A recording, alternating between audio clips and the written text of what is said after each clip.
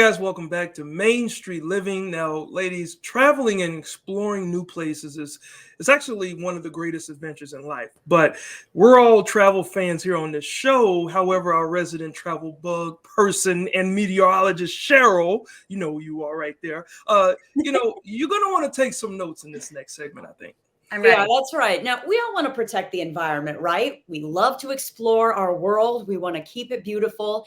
So we're going to get some tips on how to do that from a couple of experienced road trippers joining us today. Welcome, adventure travel photographers Giselle and Stephen. Thank you so much for joining us.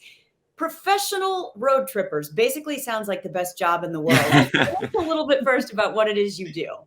So we get the opportunity to travel all over the nation and the world, road tripping and highlighting different outdoor aspects with our photography and videography. Awesome. We love having you guys on the show. You're so much fun. And as a meteorologist, I study the environment, and I know that we're all aware of our carbon footprints these days and how much travel can unfortunately add to that. So how do you two try to keep your travel environmentally friendly? Because I know it can be tough to do. Yeah, well, we've tried to do a lot more road tripping rather than air travel, especially the past few years, just because road tripping is a little bit safer on the environment, and we can do a lot more slow travel. A lot of times with air flights, you're traveling multiple times. Sometimes it's a 10-hour flight where we can road trip and do a little 1-hour drive and see completely different stuff every single time. And it's also good that nowadays there's some technology and platforms where you can actually donate to organizations to offset your carbon footprint, whether it's like miles driven or flights flown. But it's nice because we can also go back and keep track of all of our mileage. And then there's organizations that will go out and like plant trees to help carbon emissions and all that kind of stuff. Awesome. Yeah. So being in a vehicle a lot of the time, how do you stay comfortable and connected while you're on the road? We kind of built out the back of our 4Runner. So rather than sleeping in a tent the whole time, we have some drawers that we can store all of our clothes, food. We bring our portable power station so we can work on the road. It's called a Jackery. It's super easy for us, especially because G can plug in, blow dry her hair if she needs to. I can plug in some stuff and I can get stuff done on my computer. It recharges everything we do. So I feel like we do road tripping, but it's a much more luxury version of road tripping. Glamping. We bring like a portable air mattress. And so that way, since we have our generator, we can just plug it in and it'll blow up within a minute or two. And then we also have like our fridge. So we've made it more comfortable while we've been able to travel. You are my kind of girl. I glamp. I do not camp. And the Jackery sounds like something I need. And is this solar powered? How exactly does it work? Yeah, so the Jackery has 2 different solar panels, and basically we just set those outside while we're cooking up breakfast, or we'll put them on top of our car to get, depending on where the sun is coming in, and it recharges it. So it's a really easy way for us to continue to stay out there without having to rely on anything else. Wow. So if you're in your vehicle most of the time, I would think some people think, okay, I'm pretty limited in my choices, but it sounds like you guys have had some great experiences in your car, still counting as travel.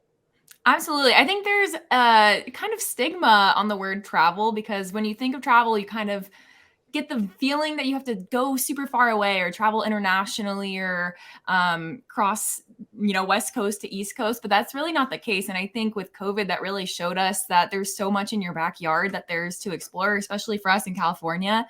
So traveling by car, whether it's like an hour to 6 hours away, you can see so much out there just from taking a little road trip in the same state. Ooh, and you have a luxury that you live in California. So there's so much to see out there. If you're in Delaware or Rhode Island, you drive not very far and you're in a different state.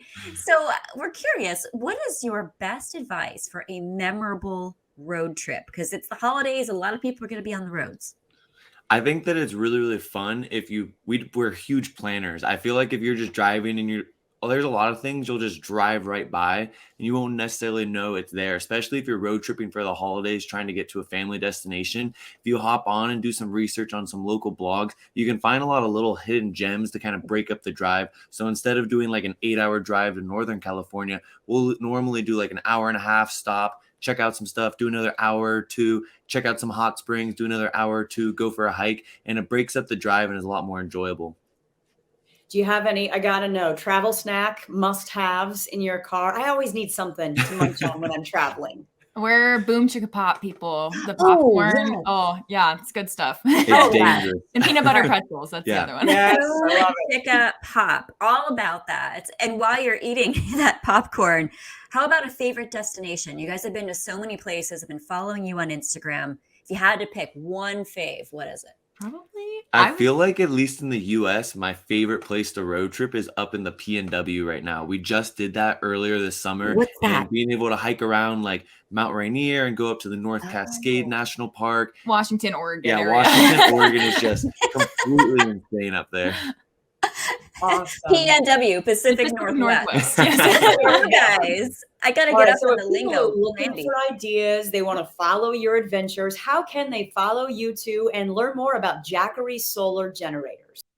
So you can check us out on all platforms. We're The Lover's Passport and theloverspassport.com. And if you guys want to check out Jackery, check out jackery.com. It's also Jackery on all of their social media handles. Highly recommend it. Makes for a great Christmas present.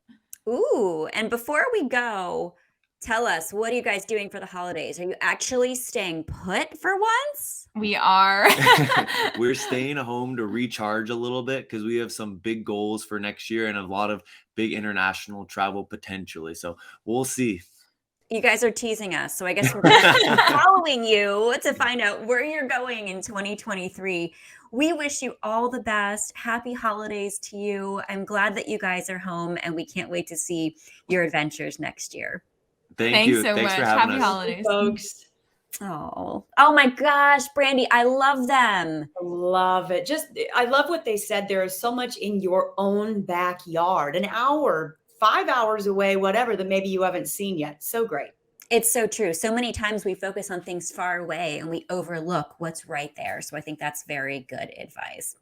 All right. Well, we've got a lot more coming up here on Main Street Living. In fact, coming up next, we will meet the team working to green up Baton Rouge, sticking with the environmentally friendly people here. Don't go away.